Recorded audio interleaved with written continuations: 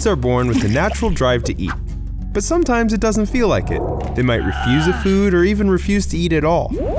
They might go bananas over some bananas. They might scurry over some curry. Or they might go ham over some ham? The way we handle these behaviors is determined by the feeding relationship. And our feeding relationship works best with clearly defined roles and responsibilities for adults and children at mealtime. When we separate adult and child roles at mealtime, eating becomes less stressful and more enjoyable for everyone involved.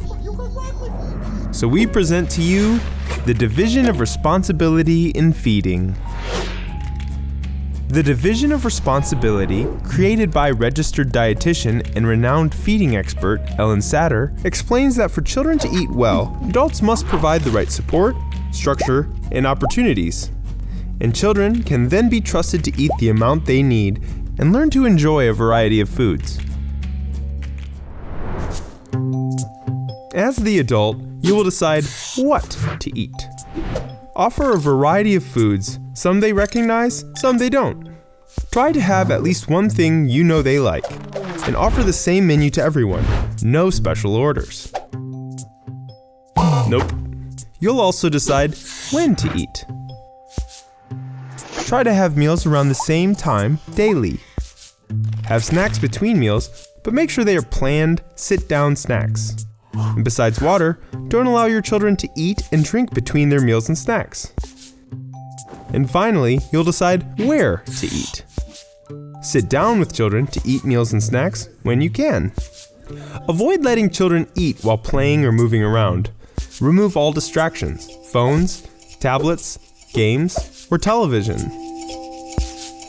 Kids have responsibility too. This works because children are born knowing how much food their bodies need to grow in a way that's right for them. When adults offer too much or too little control during mealtime, they can disrupt a child's natural ability to self-regulate food intake.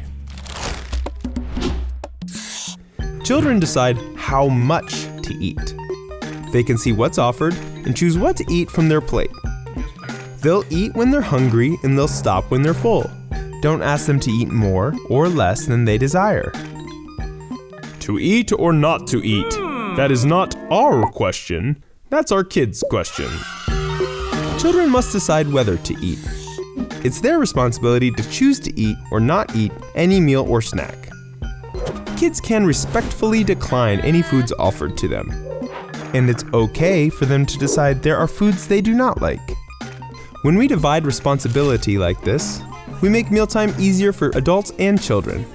And children learn to feel good about eating. And with this comes better behavior, and kids eating the amount that will support their own healthy growth pattern.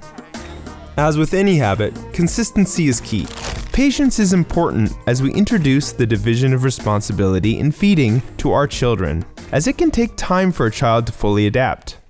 But the benefits for us and our children when we have clearly defined roles and responsibilities at mealtime are potentially life-changing for our children's relationship with food. And it makes our jobs easier as parents and caregivers when we aren't preparing special orders or arguing over what or how much to eat at mealtime. So divide that responsibility.